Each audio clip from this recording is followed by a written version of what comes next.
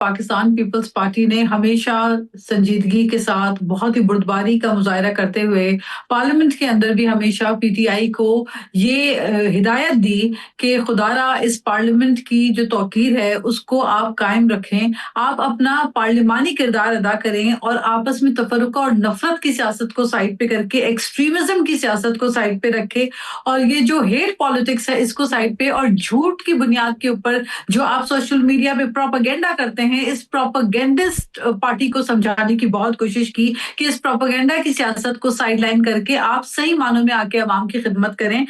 तो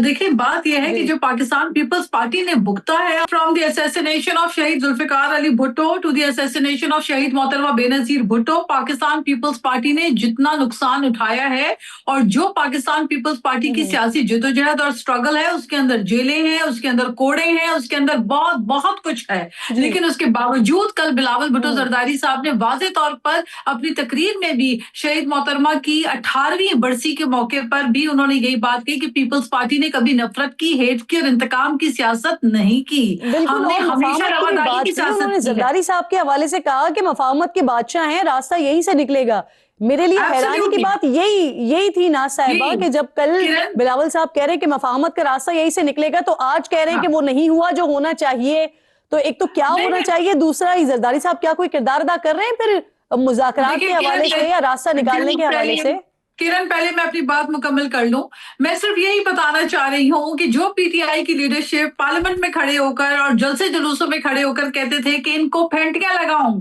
इनको रुलाऊंगा, आपको याद है ये अल्फाज कि इनको रुलाऊंगा, जेलों में से इनकी सारी सहूलतें छीनूंगा, ये कौन कहा करता था? ये कौन कहा करता था? और तब हम कहते थे कि ये जो पहिया है, आपको भी याद होगा क्योंकि आप उस वक्त पीटीआई का हिस्सा ही थी। नहीं नहीं नहीं नहीं नहीं नहीं नहीं नहीं नहीं नहीं नहीं नहीं, this was not the time. नहीं नहीं, मैंने पीटीआई को बहुत अच्छे भले वक्त में छोड़ा था। मैंने हुकूमत में मराते नहीं ली ना, मैंने